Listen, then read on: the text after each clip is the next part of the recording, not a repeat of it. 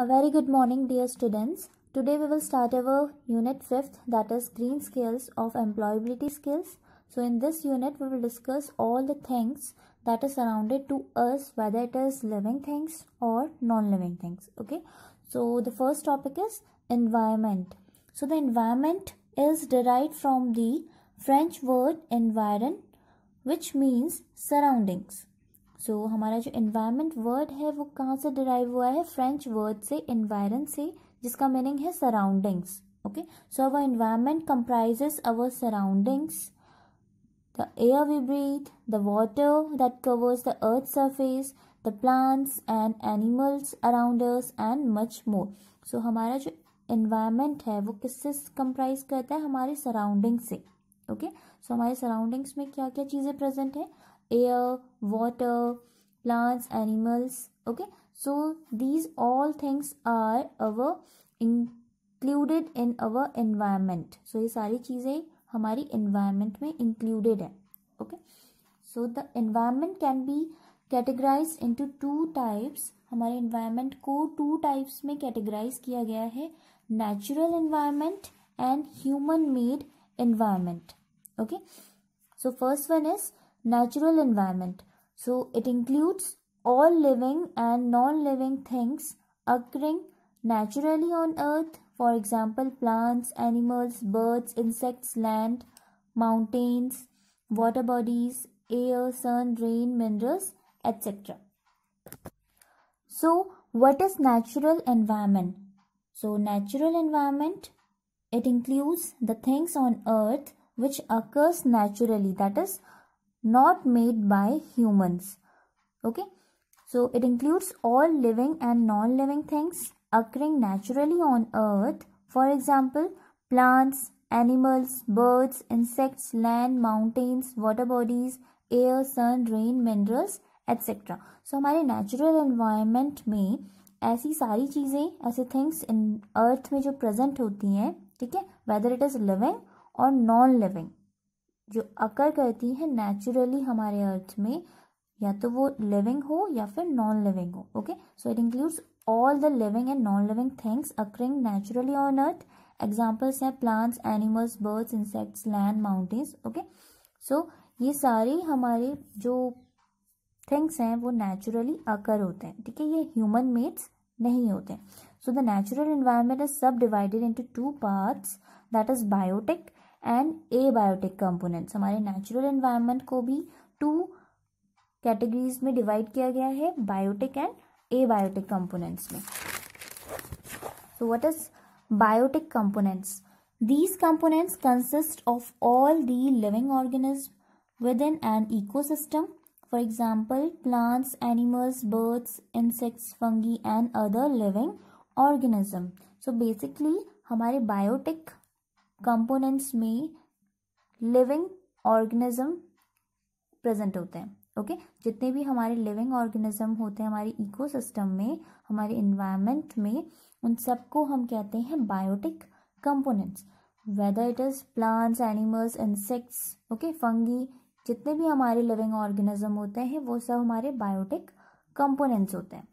Now second one is abiotic components. These components comprise all the non-living things in an ecosystem. For example, water, air, soil, sunlight and minerals. So abiotic components ऐसे components होते हैं हमारे ecosystem में जो क्या include करते हैं? हमारे non-living things को include करते हैं. Examples हैं water, air, soil, sunlight and minerals. Non-living things होंगे, but ये हमारा किसका पार्ट है? नेचुरल एनवायरनमेंट का. ओके, सो हमारे ऐसे नॉन लिविंग थिंग्स इसमें इंक्लूडेड होंगे जो हमारे नेचुरली अकर होते हैं. Our environment provides the platform for the interaction between these two factors. The biotic factors depend on the abiotic factors to fulfil their requirements to grow and survive. So हमारे environment में ये जो platform है, ठीक है, हमारे जो two factors हैं, बायोटिक एंड एबायोटिक, ये इन दोनों के बीच में एक इंट्रैक्शन होता है. ओके, ये दोनों एक दूसरे पे डिपेंड होते हैं. ओके, सो हमारे जो बायोटिक फैक्टर्स होते हैं वो डिपेंड होते हैं एबायोटिक फैक्टर्स में. हमारे जो लिविंग थिंग्स होते हैं, ठीक है, एनवायरनमेंट के जो लिविंग ऑर्गेनिज्म होते हैं वो किस पे डिपेंड करते हैं, एबायोटिक कंपोनेंट्स पे डिपेंड करते हैं to fulfil their requirements to grow and survive, जिससे वो अपने आप को ग्रो कर सके और सर्वाइव कर सके। Okay, now the next thing is second environment is human made environment. It includes human activities and their interaction with the abiotic components. It comprises the structure made by humans such as houses, buildings, parks, roads, etc. So human made environment में क्या include होते हैं हमारे human activities और abiotic component के साथ interaction. Okay, so human activities means जो भी ह्यूमंस बनाता है, ठीक है, and their interaction with abiotic components. It comprises the structure made by humans such as जो भी स्ट्रक्चर ह्यूमन बनाता है, ठीक है, जैसे कि houses, buildings, parks, roads etcetera. Now in addition to these the human made environment also includes all the social institutions and organizations which we see in our society. Thus, human-made environment consists of physical, biological, social and cultural factors. Cities are the best example of human-made environment. So, हमारे human-made environment में social institutions भी include है, organizations जो भी हम अपनी society में देखते हैं. Okay? सो सारी चीज़ें जो भी फिजिकल है, बायोलॉजिकल है, सोशल एंड कल्चरल फैक्टर्स होते हैं, इन सभी को हम किसमें इंक्लूड करते हैं, ह्यूमन मेड एनवायरनमेंट में. Okay, so cities are the best example of human made environment. So human made environment जो ह्यूमन ने एक एनवायरनमेंट क्रिएट किया है, ओके, सो उसका बेस्ट एग्जांपल है सिटीज़, क्योंकि सिटीज़ हमारी किसने इन्वेंट की है, किसने क्रिएट की है, ह्यूमंस ने create किए. Okay, so this is the example of human made. Now the next thing is ecosystem. So what is an ecosystem? An ecosystem is a community of living and non-living components which are interdependent on each other. An ecosystem is formed when living things, plants, animals and organisms in an area interact with each other as well as with the non-living components. Okay, so non living components हमारे हैं sun, weather, soil, climate and atmosphere that surrounds the living things. So ecosystem क्या है, हमारी एक ऐसी community है living और non living things की जो एक दूसरे पे डिपेंडेंट होती है, ठीक है. Now an ecosystem is formed when living things, तो इकोसिस्टम तब फॉर्म होता है जब हमारी जो लिविंग थिंग्स हैं वो इंटरेक्ट करते हैं हमारे नॉन लिविंग कंपोनेंट के साथ. Okay, so in an ecosystem each organism has its role to play. Each ecosystem is unique but all ecosystems consist of 3 primary components.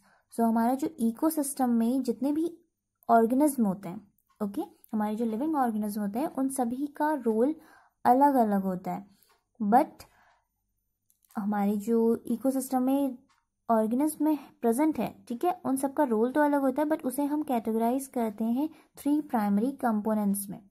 Okay, so first one is autotrophs. They are the producers of energy. Plants make up the majority of the autotrophs in an ecosystem as they convert energy from the sun or other sources into food. So हमारे autotrophs क्या होते हैं, consumers होते हैं. Autotrophs में हमारे ऐसे organism include होते हैं जिन ऑर्गेनिज्म में एबिलिटी होती है to make their own food. Okay, ऐसे ऑर्गेनिज्म जिनके पास खुद की एबिलिटी होती है कि वो खुद पे डिपेंड होते हैं, वो खुद से अपने फूड को क्रिएट करते हैं, ओके, बनाते हैं खुद के फूड, और उन्हें हम कहते हैं प्रोड्यूसर्स. ऑटोट्रॉफ्स को कहते हैं हम प्रोड्यूसर्स क्योंकि वो अपने लिए एनर्जी को प्रोड्यूस करते हैं. ओके, और एग्जांपल्स हैं हमारे ऑटोट्रॉफ्स के प्लांट्स. ओके, क्योंकि प्लांट्स खुद अपने फूड को क्रिएट करते हैं, बनाते हैं, और वो किस पे डिपेंड होते हैं, नॉन लिविंग थिंग्स पे डिपेंड होते हैं, ठीक है, जैसे सनलाइट, वाटर। सो इनके थ्रू वो अपने फूड का बनाते हैं, ठीक है। Now second is heterotrophs, they are the consumers of energy. These are organisms which depend directly or indirectly upon the autotrophs for their food. They are also known as consumers. Most of the heterotrophs are animals. So heterotrophs क्या होते हैं, ऐसे उन्हें कहते हैं हम consumers, okay. वो क्या करते हैं, एनर्जी को कंज्यूम करते हैं।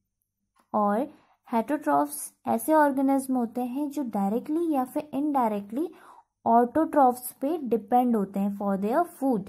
ऑटोट्रॉफ्स पे डिपेंड होते हैं मीन्स कि वो ऑटोट्रॉफ्स पे डिपेंड होते हैं ताकि वो अपने फूड को बना सकें, ठीक है, अपने फूड को कंज्यूम कर सकें। They are also known as consumers, उन्हें हम कंज्यूमर्स कहते हैं क्योंकि वो कंज्यूम करते हैं फूड को एनर्जी के लिए, ठीक है।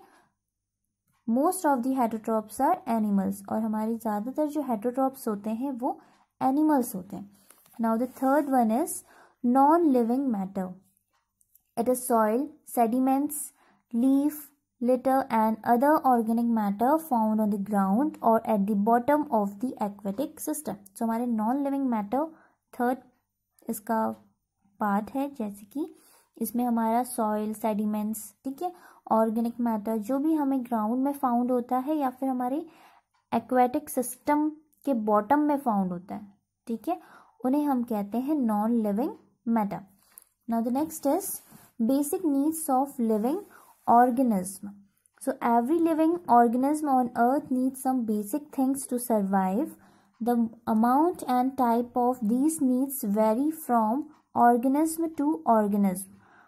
Okay, so हमारे जितने भी living organism होते हैं अर्थ में, सबकी कुछ बेसिक नीड्स होती हैं सर्वाइव करने के लिए, okay, but her organism very करता है कि उसको कितनी नीड है या उसको किस टाइप की नीड है, okay, so but there are 5 basic needs that all living things require to survive. but ऐसे हमारे basic 5 needs हैं सारे living things की जिन्हें वो require करते हैं survive करने के लिए, okay. so first is sunlight, water, air, food, and the last one is a habitat with the right temperature.